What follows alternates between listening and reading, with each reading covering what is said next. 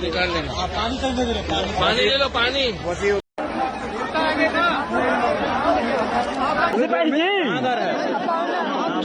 सुनो, जहाँ भी रहेंगे पुलिस वाले के पास में बुला लेंगे तुम्हें। लेकिन क्या वजह रही कि इतने बड़े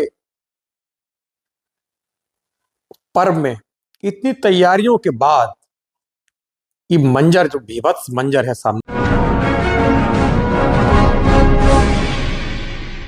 प्रयागराज महाकुंभ में भगदड़ के बाद जो मंजर सामने आया, जो बीभत्स और बहुत ही हृदय विदारक तस्वीरें निकलकर सामने आई, उनको देख के पूरे देशवासियों का कलेजा हिल गया।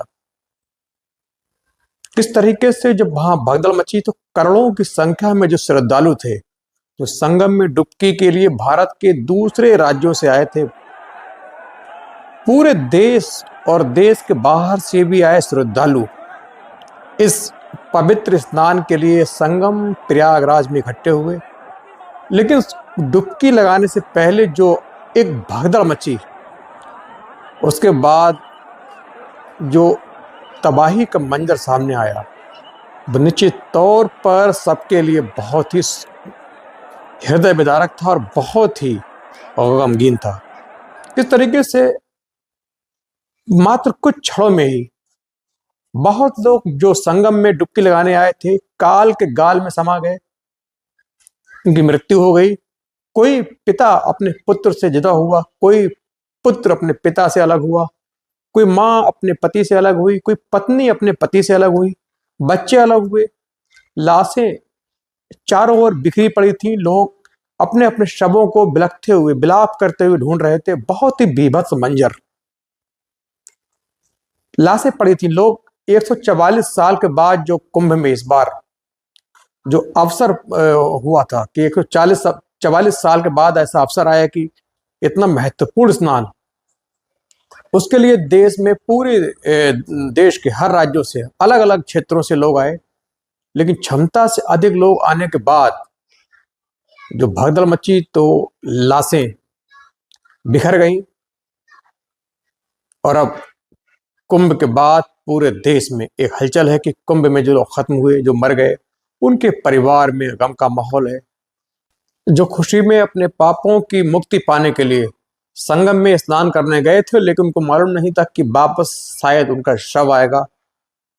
और आए गए गम का माहौल, वातावरण जो उनके परिवार को आजीवन विचलित करता रहेगा। लेकिन क्या वजह रही कि इतने बड़े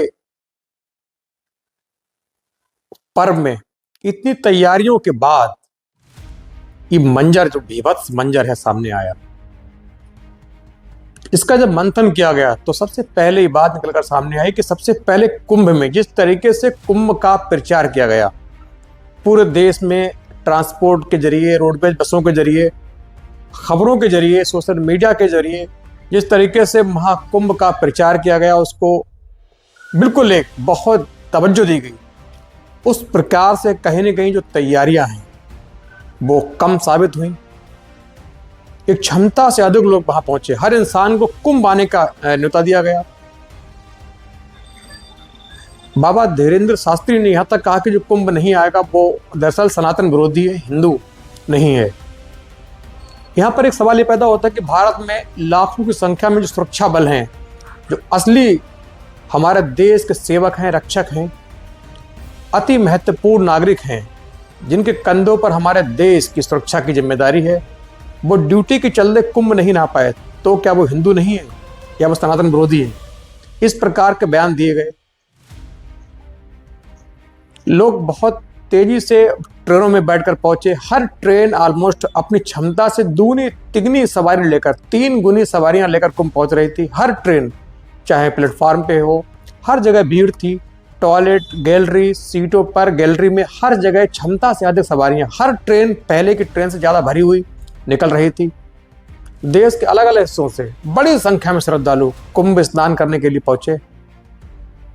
और वहां जाकर जो पहुंचे तो व्यवस्थाओं की कमी के चलते वहां व्यवस्थाएं चरमराई।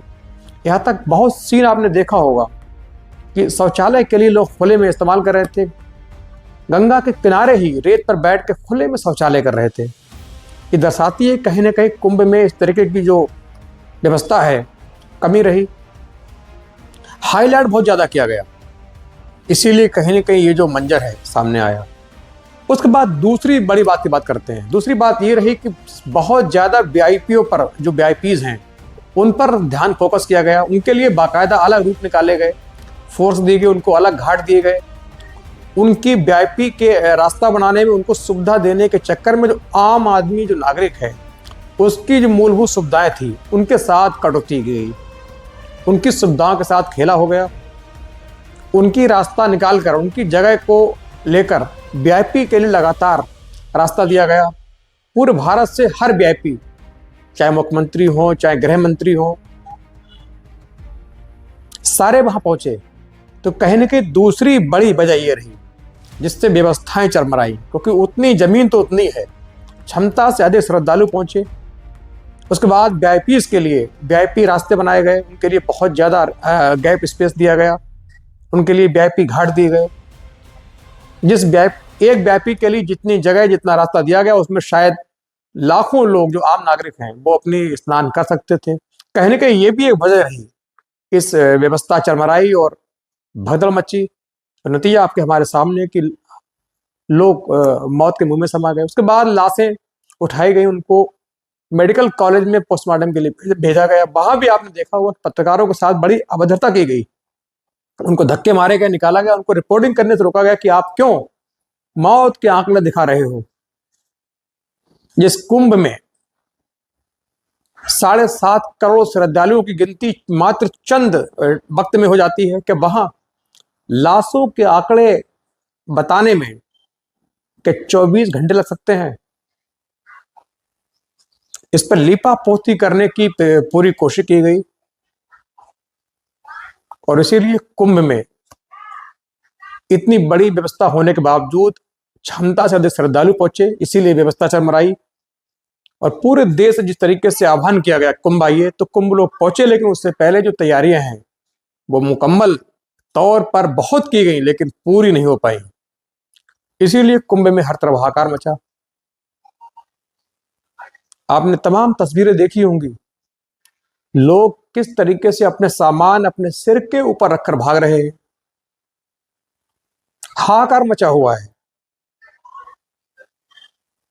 उसके बाद जब भगदड़ मची, लोगों ने अपने घर की ओर रवाना होना शुरू किया। उसके बाद ट्रांसपोर्ट की दिक्कत हुई, ट्रेनें कम पड़ गई, बसें कम पड़ गई, फ्लाइट कम पड़ गई।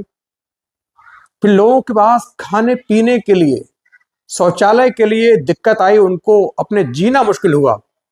ऐसे में व्यवस्था पूरी तरीके से चरमरा गई थी। ऐसे में इलाहाबाद के मुसलमानों ने जो अपनी गंगा जमुनी तहजीब का परिचय दिया, वो निश्चित तौर पर काबिल तारीफ था। मुसलमानों ने बाकी दरगाह का जो बरंडा होता है, मस्जिद का बरंडा होता है, खास तौर पर अपने घरों के जो दरवाजे हैं, इन श्रद्धालुओं के लिए बेहिचक खोल दिए। क्योंकि जो महिला श्रद्धालु थे उनके साथ दिक्कत ये होती कि हर जगह वो अपना जो नित्य कर्म होता है, शौच आदि की चीजें नहीं कर सकती, इसीलिए उनके लिए घर की जरूरत होती है। तो इलाहाबाद के मुसलमानों ने उनको सबसे पहले अपने घर में शरण दी, उनको टॉयलेट, बाथरूम, वॉशरूम जो भी है पूरी व्यवस्था उनके लिए हाजिर कर दी। फिर चाय के, खाने के लंगर लगाए गए, उन भूखे पेटे को खाना खिलाया गया। ये बहुत बड़ी बात थी। वैसे वक्त पर जब व्यवस्था चरमरा जाती है, क्षमता से अधिक लोग पहुंचते हैं, हर तरफ हाहाकार होता है, ऐसे वक्त में किसी को खाना खिलाना, पानी देना, चाय पिलाना, अपने घर में शरण देना, ये सबसे बड़ी बात होती है। मुसलमानों ने दिल खोल कर श्रद्धालुओं का स्वागत किया, उनको पूरी तरीके से कमेटी बनाकर, टीमें बनाकर, जगह जगह लंगर लगाकर, स्टॉल लगाकर चाय पिलाई, खाना खिलाया, अपने घरों में शरण दी, दरगाह में उनको रखा, मस्जिदों के दरवाजे खोल दिए गए। और ये गंगा जमुनी तहजीब की बहुत बड़ी मिसाल यहाँ से साबित हुई। उसके बाद ट्रेनें कम पड़ी, लोगों को वापस आने के लिए प्लेटफॉर्म पर, बस अड्डे पर क्षमता से अधिक चारों तरफ सिर्फ सर ही सर देख रहे थे। लाखों लोग, जहां हजारों की क्षमता थी वहां लाखों लोग पहुंच रहे थे। लोगों को यही तक किसी तरह अपने घर पहुंच जाएं, अपने घर जाकर अपने परिवार से मिलने। दूसरी ओर जो मृतक लोग थे उनके परिजन रोते बिलखते अपने पिता को कोई ढूंढ रहा था, कोई माँ को ढूंढ रहा था, कोई बीबी को ढूंढ रहा था, कोई बच्चों को ढूंढ रहा था।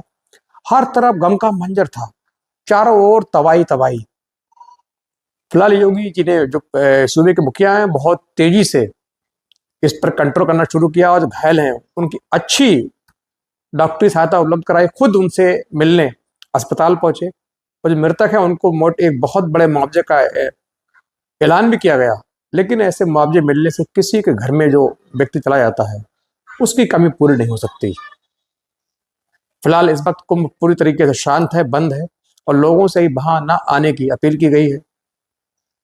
लेकिन बहुत बड़ी बात यह है, अगर पहले से ही इन सब बातों को ध्यान में रखते हुए वीआईपी दर्शन की व्यवस्था ना होती, आम नागरिक को वीआईपी के बराबर समझा जाता और पूरी व्यवस्था होती, तो शायद जो आज हमसे आपसे लोग गुजर गए, जो कुंभ के अंदर काल के गाल में समा गए, वो जिंदा होते।